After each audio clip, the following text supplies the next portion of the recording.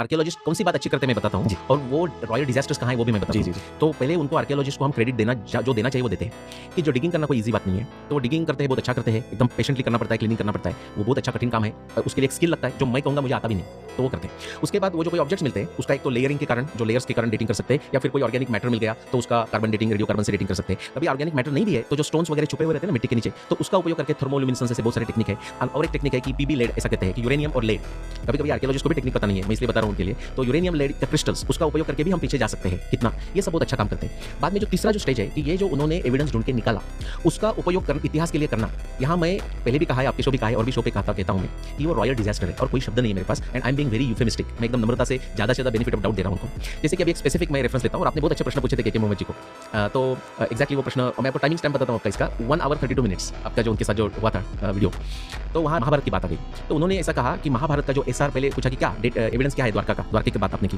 तो उन्होंने कहा कि मैंने नहीं किया, लेकिन एसआर राव ने जो रिसर्च किया उनके अनुसार 1400-1500 बीसी के आसपास कृष्ण की द्वारका थी। मैं आपको ये कहना चाहता हूँ कि ये क्या है, के मोहम्मद जी का हो या एसआर राव का हो, दोनों का सिंपल जो इन्फॉर्मेशन बता रहे हैं वो भी करेक्ट नहीं है। एसआर राव का पूरा स्टडी मैंने किया है उनके संशोधन का। तो एसआर राव जी ने क्या किया, अभी जहाँ बेट द्वारका है ना वहाँ कुछ ढूंढा और उसका डेटिंग किया। अभी आप गुजरात में पूरा कोस्ट ढूंढ सकते हो, आपको ऑब्जेक्ट्स मिलेंगे, उसके अलग अलग डेट्स आएंगे। कोई ऑब्जेक्ट मिला, उसका डेटिंग हुआ, इमीडिएटली वहां से जंप करना और कहना कि ये कृष्ण के बोट का ही एंकर था, उससे कोई और मूर्खता नहीं है, और ये आर्कियोलॉजिस्ट करते हैं। तो मैं बताता हूँ आपका कि अच्छा काम किया मैंने बोला। उनका कॉग्निटिव डिसोनेंस कहाँ है वो मैं बताता हूँ। उनका कॉग्निटिव डिसोनेंस यहाँ आता है दुनिया के आर्कियोलॉजिस्ट का। और मैं ये नहीं कहता कि आर्कियोलॉजिस्ट वर्सेस रिसर्चर ऐसी कोई फाइट है। एक्चुअली आर्कियोलॉजिस्ट के खुद के साथ ही फाइट है। उनको ये समझना पड़ेगा कि जो कर रहे हैं वो बहुत अच्छा कर रहे हैं, लेकिन जो उसका आगे संबंध लगाते हैं वो अच्छा नहीं करते, करेक्ट नहीं करते। उसका कारण ये है कि उनके पास विज्ञान बुद्धि का अभाव है। विज्ञान बुद्धि जिसको साइंटिफिक एक्यूमेन कहते हैं। दूसरी जो बात है तर्कशास्त्र, और तीसरी तंत्र युक्ति, यानी कि एम्पिरिसिज्म में भी आपको समझना चाहिए। जैसे आपने कहा कि वो उसका डेटा निकालते हैं और फिर कुछ वक्तव्य करते हैं।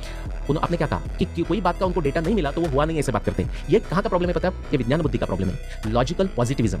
ओके, उसमें बड़े बड़े लोग फंस जाते हैं। जैसे कि आपने रिचर्ड डॉकिंस नाम सुना है, जो बायोलॉजी में जेनेटिक्स में ऑक्सफोर्ड के प्रोफेसर अभी रिटायर्ड हो गए। उनके बहुत सारे 10-15 बुक्स है उसके ऊपर और बहुत अच्छा रिसर्च है। लेकिन अच्छा रिसर्च करने के बाद भी जब वो कंक्लूजन निकालते हैं तो बहुत बार वो फंस जाते हैं। और उसका कारण है उनका जो फिलॉसफी है ना, अंदर का कॉग्निटिव डिसोनेंस की बात चल रही है, अंदर जो उनकी जो विचार की जो बैठक है ना, वो है लॉजिकल पॉजिटिविज्म। और विज्ञान लॉजिकल पॉजिटिविज्म के कारण आगे नहीं जाता। लॉजिकल पॉजिटिविज्म हमारे सिंपल भाषा में कि जब तक मुझे कुछ पुरावा या साक्ष्य या एविडेंस या डेटा नहीं मिलता तब तक मेरे लिए वो एग्जिस्ट नहीं चीज़ है, उसको कहेंगे लॉजिकल पॉजिटिविज्म।